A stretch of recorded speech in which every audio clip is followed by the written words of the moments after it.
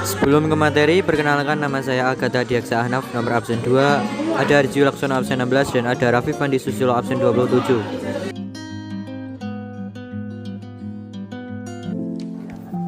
Baiklah, yang pertama adalah daftar isi. Daftar isi meliputi 1. Definisi umum, yang kedua definisi menurut para ahli, yang ketiga karakteristik, yang keempat manfaat penelitian sosial, yang kelima tujuan penelitian sosial, dan yang terakhir jenis-jenis penelitian sosial. Yang pertama, definisi umum.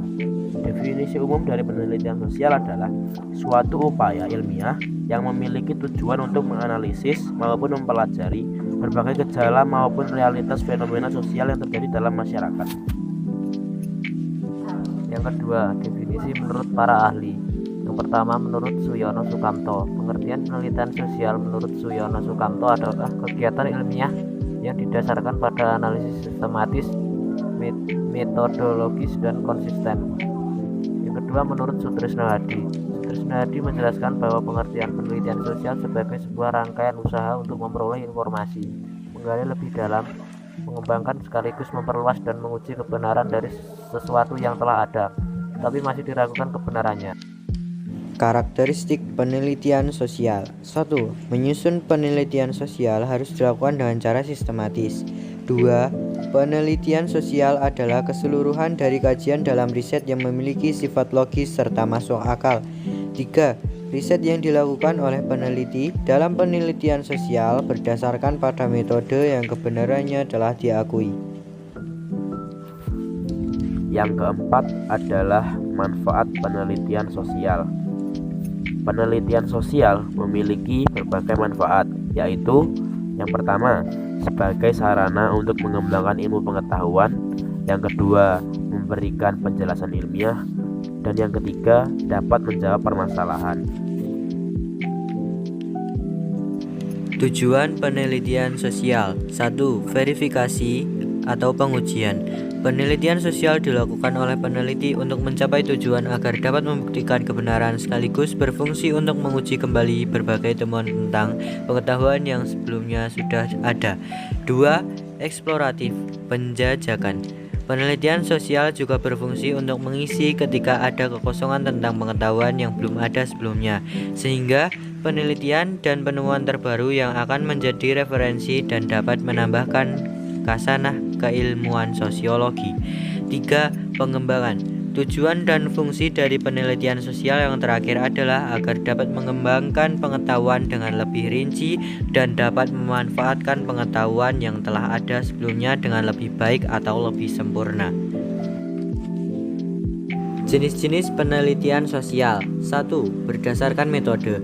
A. Penelitian sosial kualitatif. Menurut Denzin dan Linoln 2009, metode penelitian kualitatif mencakup penggunaan subjek yang dikaji serta dikumpulkan dari berbagai data empirik, pengalaman pribadi, studi kasus, introspeksi perjalanan hidup, historis, wawancara, teks hasil pengamatan, interaksi serta visual yang menggambarkan kegiatan dan makna dari keseharian dan problematika kehidupan seseorang. B. Penelitian sosial kuantitatif. Metode kuantitatif pada penelitian sosial adalah metode penelitian yang sifatnya mengumpulkan data yang dapat diukur. Contohnya, berapa jumlah penghasilan seorang individu, bagaimana frekuensi perilaku, dan sebagainya. Penelitian kuantitatif dapat berupa deskripsi statistik atau dapat berupa studi korelasional antara hubungan sebab serta akibat. 2. Berdasarkan cara mendapatkan informasi. A. Studi kasus. Model penelitian studi kasus biasanya spesifik dan dilakukan untuk mengeksplorasi suatu kasus yang menjadi fokus dari riset atau penelitian tertentu.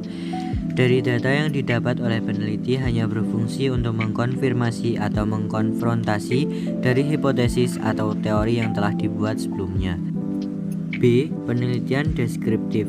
Penelitian deskriptif merupakan penelitian yang fokus untuk memberikan penjabaran atau penjelasan dengan detail tentang suatu fenomena sosial yang terjadi di dalam masyarakat.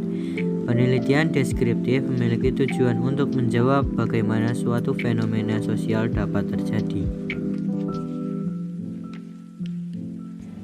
Nah guys, itu tadi ada beberapa rangkuman materi mengenai penelitian sosial dari kami.